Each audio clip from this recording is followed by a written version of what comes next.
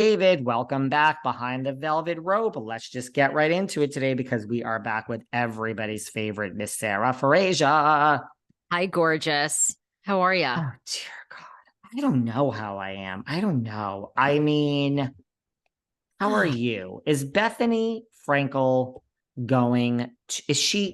Bethenny lost her mind? Is she eating that seafood and just lost her mind? Or is this going to change the face of reality TV forever? I have no angle here. I truly am so conflicted. I just don't know. I just don't know.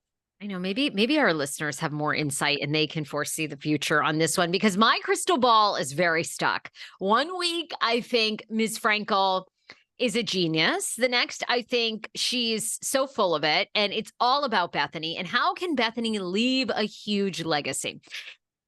I guess my crystal ball is leaning towards, as annoying as Bethenny can be at times, I do still think she's right about this reality TV union. However, she's not getting a lot of support, I don't think, because I don't know if you saw our friends over at Page Six have been doing a great job reporting.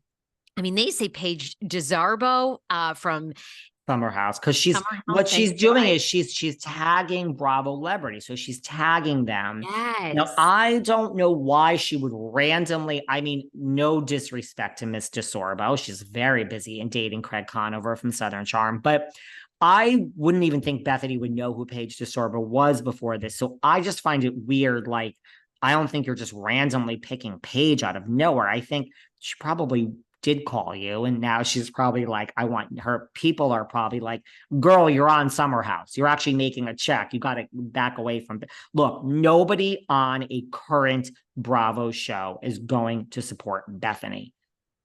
The rumor is Tom Sandoval is, but I mean, I don't think that's true. I really don't.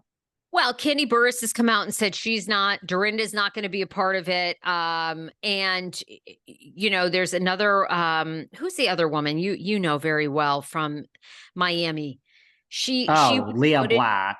Leah Black says it's just, unimaginable that Bethenny is doing this. And I don't know. I teeter. 1 minute I think, yes. And then I think I had Big Ed on from 90 Day Fiance.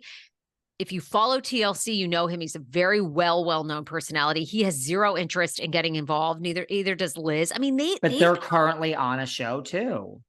They make a fortune. He makes a fortune off of Cameo. He charges $69 for his cameos. He's done over 16,000 cameos. Guess what? $1 million. I don't know. I charge $10 for mine. I think I'm a better deal. I know. Someone just gave me a $20 tip on Cameo. So thank you for whoever that was. And can I just tell you, I read a very interesting article by the LA Times. People should read this. I love subscribing to the LA Times, especially if you're a reality fan and in the entertainment business. They did an article about Kesha and Dr. Luke. Everybody recalls this, right? Major lawsuit that's been going on for years that alleged that Dr. Luke raped Kesha after a night at Paris Hilton's house. Okay, well, it's never been proven because the details are murky. She was drunk. She really can't recall, right, what happened. So you can't convict somebody, beyond a shadow of a doubt that without some proof, and there is none. So Dr. Luke has gone free, regardless of what people in the industry might think of Dr. Luke, which is mixed bag, right? But interestingly enough, Mark Geragos represented Kesha for a while. And in the LA Times article, they talk about him making some pretty false statements about Dr. Luke that came out to not be true. One being that Katy Perry was allegedly sexually assaulted by Dr. Luke. And Katy Perry says what? No. She's denied it always. She's denied that never happened. And then I don't know if Geragos tried to link. Now, Lady Gaga has also said that she was sexually assaulted by somebody in the music industry. And Geragos tried to connect that to Dr. Luke too, of which has never been true. So, I mean, they paint Geragos as not so great. And actually then Dr. Luke had sued Mark Geragos. It's a very long thing. But anyway, they really kind of bring into question Geragos's credibility. Well, our strike expert, Rachel Yucatel, Yes. What did she say about it? Well, she almost back in the day when she needed a lawyer to represent her with this whole thing with Tiger Woods, she like, he wanted her to sign an NDA and she got money. And I'm not going to speak for Rachel, but she reached out to Geragos and Gloria Allred and said, Geragos called her back at 9 a.m. Miss Allred called her at 2 a.m. Gloria is a shark. They smelled money. And so Gloria's like, the minute Gloria got the message, literally it was 2 a.m. She called her back and she's like, get out of bed. I want the case. Hear everything. So Gloria got it because she called her earlier.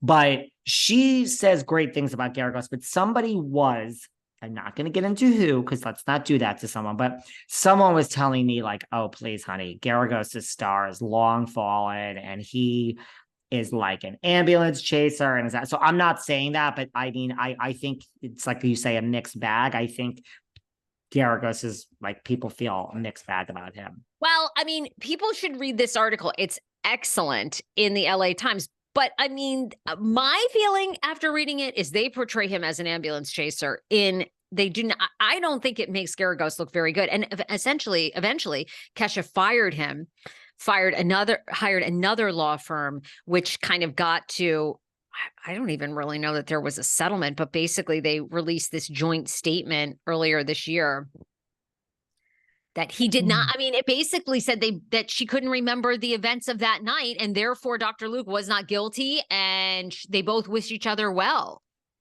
Oh, God. Very bizarre situation. But anyhow, I say that to say, I don't know. I don't know if this is really going to go anywhere. It's kind of, I think, what I go back to what you said of Bethenny is knocking at a door, but ain't nobody home. Like Rachel had this point, and I thought it was a good point. If she is joined by, Spencer and Heidi and Hannah Berner, and I'm trying to think who's not on Housewives anymore. Brandy Glanville, maybe her stars, and it's a bunch of people that are not welcome at their respective networks. Christine Quinn, who I love, but I mean, she kind of burned the house down. Rumor is she might have talked to Bethenny, but she was very outspoken against Adam DeVello, which, I mean, you don't do. That's as bad as speaking out against Andy, and so if it's a bunch of people that used to be on reality TV that are now not, is this now a bunch of disgruntled workers just saying, where's mine? And I'm pissed off. So that is a valid argument. Huh? I mean, that's every union. What union starts out has people? I mean, Fran Drescher's could work tomorrow if she wanted to. I'm sure she could pick up any